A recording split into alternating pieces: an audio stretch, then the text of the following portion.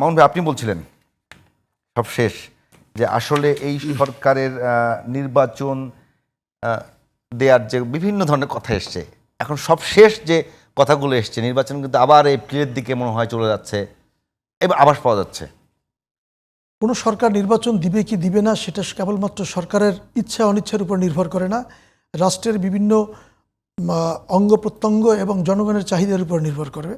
এবং আমার মনে হয় সরকারের ভিতরকার যে অর্থনৈতিক অবস্থা, সরকারের ভিতরের যে কাঠামোগত দুর্বলতা এবং রাজপথে বিভিন্ন শ্রেণী পেশার মানুষের যে সুর এবং সর্বোপরি জনগণের উপরে প্রশাসনের যে নিয়ন্ত্রণ, বিশেষ করে আইনশৃঙ্খলা বাহিনীর যে নিয়ন্ত্রণ, সব কিছু মিলিয়ে মনে হচ্ছে এই সরকারের দীর্ঘদিন ক্ষমতায় থাকার যদি কোনো ইচ্ছা থাকে সেই ইচ্ছা পূরণ করা সম্ভব হবে না।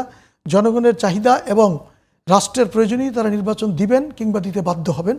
আমি বাধ্য শব্দটা ব্যবহার করছি না এই কারণে যে যেহেতু সরকার নির্বাচন দিবে না এবং যথাসময়ে দিবে না কিংবা যৌক্তিক সময় দিবে না এই বলে কোনো তারা অভিব্যক্তি প্রকাশ করেননি, সেই কারণে আমি সরকারের সদিচ্ছাকে সদিচ্ছাই ধরে নেব। যদি তারা সদিচ্ছা প্রদর্শনে তারা কোনো ভুল করে থাকেন এবং নির্বাচন না দিয়ে গোজামিল দিয়ে সরকার প্রতি দীর্ঘায়ু করবার চেষ্টা করেন, আমার মনে হয় বাংলাদেশের জনগণ সেটিকে মেনে নেবে না এবং জনগণ পুনরায় রাজপথে। আপনি কিন্তু একেবারে আমার যে বিষয়টা একেবারে সহজ বিষয় বলি যে সরকারের এখন পর্যন্ত যে কার্যক্রম দেখছেন তাতে কি মনে হচ্ছে কিনা যে আপনাদের একটা আপনাদের চাওয়া মতো যেরকম ছিল অথবা সরকার যে কমিটমেন্ট করেছে সেই জায়গাতে নির্বাচনটা হচ্ছে?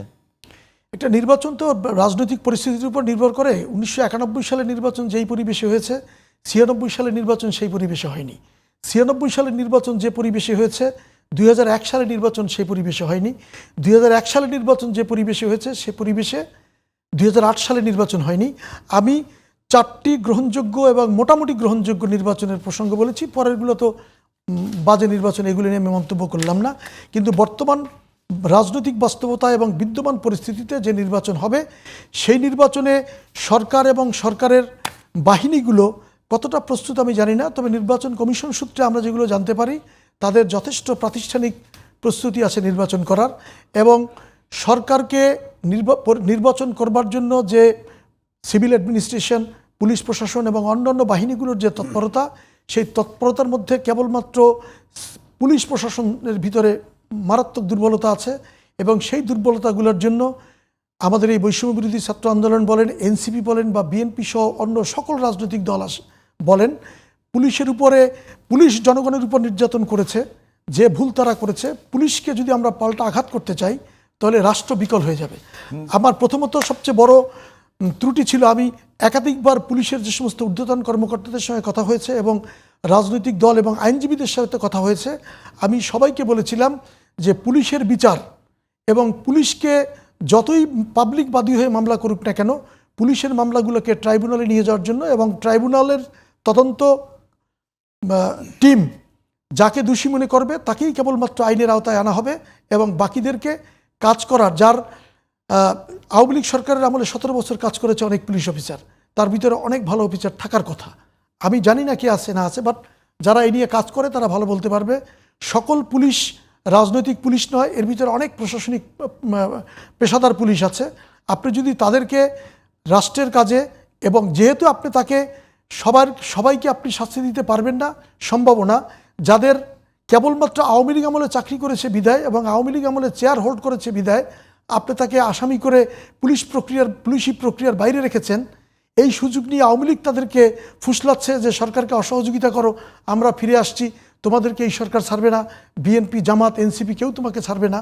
এই ধরনের সুযোগ আওয়ামী লীগকে দেওয়া ঠিক হচ্ছে না। এবং আমার মনে হয় গত 17 বছরে যারা বিভিন্ন সরকারি দায়িত্ব পালন করেছে তাদের ভিতরে পেশাদারিত্বের বিবেচনায় যে সমস্ত পুলিশ অফিসারদেরকে কাজে লাগানোর প্রয়োজন ছিল, এখনও প্রয়োজন আছে, তাদেরকে কাজে লাগানো উচিত। কারণ